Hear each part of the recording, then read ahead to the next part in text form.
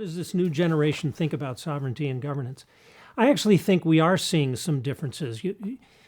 A lot of the extraordinary accomplishment of the generation that is now, well, many of them are passing, but they're the ones who really fought the rights battle and who opened up that space for governing. They did it through litigation, they did it in the courts, they did it in front of legislatures.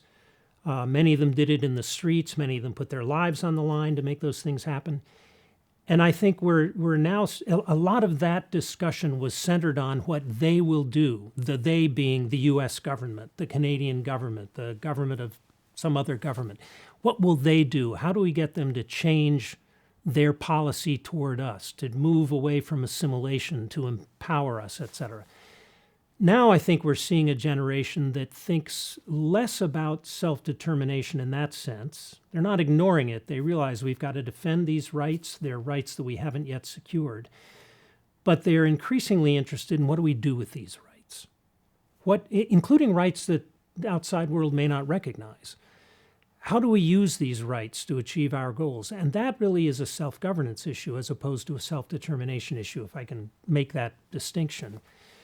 And I often get the sense from some of the younger generation of leaders that they're saying, let's stop talking about what the U.S. government needs to do. Let's talk about what we're going to do. And let's be out front. Why should we always be responding to them? Let's let them respond to us. Let's put our agenda out there and pursue it. I think that's a change. I think the difficulty is, one of the difficulties, is that this younger generation is often very energetic, very enthusiastic. They're often, many of them, very well educated. They're ready to go. But often